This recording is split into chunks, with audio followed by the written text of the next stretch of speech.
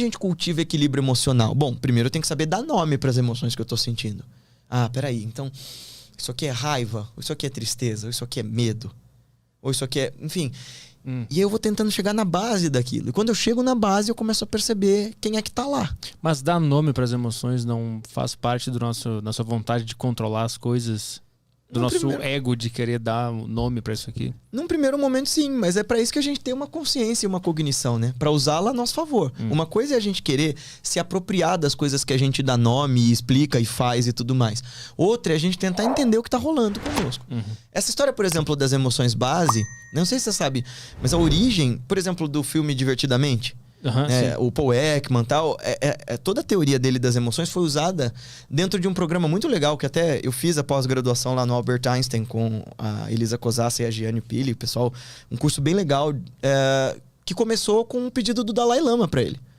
Então o Dalai Lama virou para ele, para um outro grande cientista e um grande meditador, o Alan Wallace, e disse: olha, existe um jeito da gente transformar as meditações tradicionais budistas em meios hábeis para as pessoas saberem lidar com as suas emoções destrutivas. Bom, aí o Paul Ekman e o Alan Wallace começaram a juntar essas duas tradições, a da psicologia moderna e da meditação tradicional, para a gente conseguir explicar. Olha, isso que eu tô sentindo é tristeza. Mas não é que eu vou dizer assim, eu tô sentindo tristeza porque o Arthur não me deu o que eu queria beber e caramba, por que o Arthur fez isso comigo?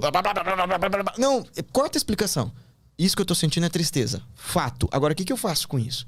Como é que eu chego na base dessas emoções para conseguir transformá-la em outras coisas? Porque tem uma coisa que é comum também entre todos esses mestres, é entender o seguinte: tudo é energia em movimento. Não desse jeito esotérico, mas tudo é processo, tudo depende. Por exemplo, para eu estar conversando aqui agora com você, eu preciso comer, dormir, acumular uma certa quantidade de energia no meu corpo para a gente conseguir trocar ideia.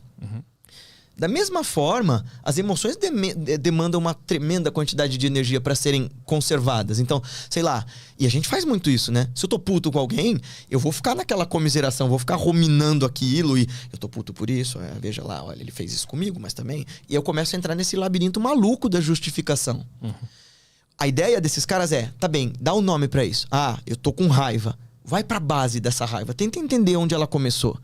E a partir do momento em que você começa a entender de onde ela começou, quais são as motivações, quais são os gatilhos que te levam a ter raiva, você começa a poder transmutar essa energia gasta nessa raiva para outra coisa. Porque no fim das contas, a gente tá gastando energia em ter raiva. Como é que eu uso essa mesma energia para neutralizar essa raiva? Mas encontrar a base da raiva, o cara não pode cair na justificação de tudo? Ah, não, porque aí se ele encontrar a base emocional da raiva, ele vai entender o porquê que aquilo gerou. Aí que tá. Quem começou com essa história de gatilho, que a gente fala tanto hoje na internet, foram o Paul Ekman e o Alan Wallace, nessa teoria de onde é que começam as emoções. Porque para eles, por exemplo, um episódio emocional, essa sensação da raiva, ela nunca é só a raiva daquele momento que você tá sentindo, porque, sei lá, porque o Arthur me deu a água sem gelo, sei lá. Um episódio emocional, ele tem 3 grandes elementos. E isso é o gatilho, esse é o lance do gatilho, né? Então você tem o fato, o que rolou. Ah, meu Deus, ele me deu a água sem gelo e eu não gosto de beber água sem gelo. Você tem todo o teu background emocional, todo o teu histórico de emoções. Ah, eu não gosto de água sem gelo porque me lembra de, sei lá, de quando eu era maltratado quando eu era criança. Você vai começar a investigar essas coisas. E a terceira coisa, então você tem o fato em si, você tem a sua base de dados emocionais e você tem como é que você estava naquele momento. Como é que eu cheguei aqui hoje no podcast? Como é que eu te encontrei? Como é que foi o jeito que você me deu essa água? Então sim, você tem como é que você estava imediatamente antes da emoção, o fato e todo o teu background. Essas 3 coisas somadas dão um gatilho. E aí isso gera uma emoção. É claro que é aquilo que eu te falei do campo fértil, né? Isso é um cultivo, esse estado de equilíbrio, de entender o que é uma emoção e como transformá-la em outra coisa. Você não vai fazer assim, sei lá, o cara fechou você, bateu no teu carro, você diz assim, para, vou meditar pra entender porque que eu tô com raiva de você. Não. É uma coisa que você vem fazendo. Aquela história, né? Fake it until you make it, né? Vai emulando essas emoções. Vai investigando a sua consciência em momentos em que você tá tranquilo, porque a hora... É como quando você treina arte marcial. Não sei se você já treinou. Eu sempre gostei de treinar. E assim, você fica lá batendo no saco e parece que aquilo não tem efeito nenhum. E de repente, quando uma situação de perigo na vida aparece, instintivamente você responde. Então é uma questão de treino também. Mas assim, tu consegue dar um exemplo de, por exemplo, o sentimento de raiva. Aí tu vai investigar por que tu sentiu aquela raiva. Tu não corre o risco de começar a culpar, eu senti raiva por causa daquilo. Qual é a diferença entre encontrar a base e não justificar que a outra pessoa fez? Onde é que tá essa área?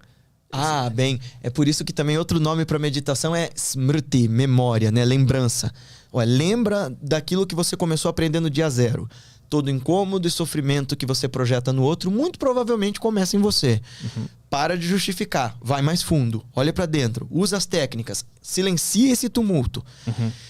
Porque tem 4 grandes labirintos, assim, por assim dizer, que faz a gente ficar nessa rodinha de hamster, sabe? É, a justificação.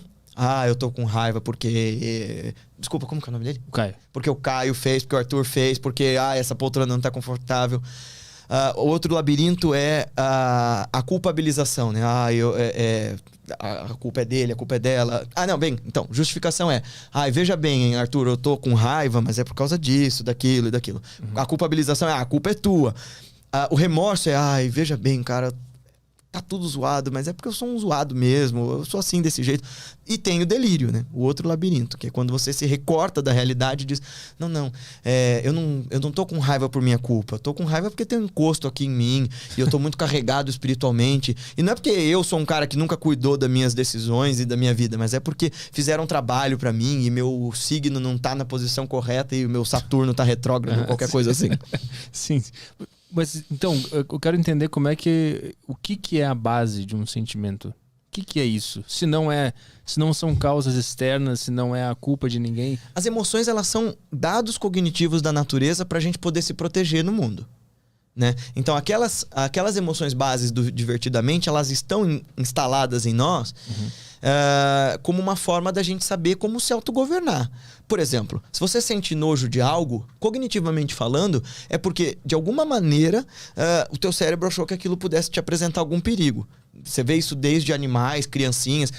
Quando a coisa cheira mal, quando a coisa parece estranha, a gente não chega perto porque é uma medida protetiva do corpo. A raiva é uma emoção que, embora muito destrutiva, se muito bem direcionada, nos leva à assertividade, à autodefesa. Você sabe que uma vez eu ouvi desse grande mestre que foi meu mestre, que é meu mestre, ele disse assim: muito do porquê nós não sabemos lidar com as nossas alegrias, com as nossas tristezas, é porque tão pouco sabemos lidar com as nossas alegrias. Olha que louco, né?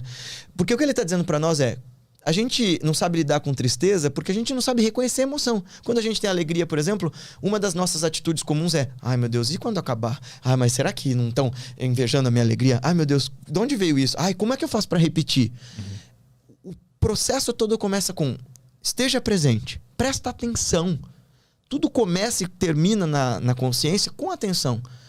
Atenção é onde é que você pousa a sua consciência, onde é que você pousa a sua vontade de estar presente. E aí, essas emoções todas, você vai começar a entendê-las não como um mal. A tristeza, ela tá querendo te dizer algo sobre a realidade imediata que tá na tua frente.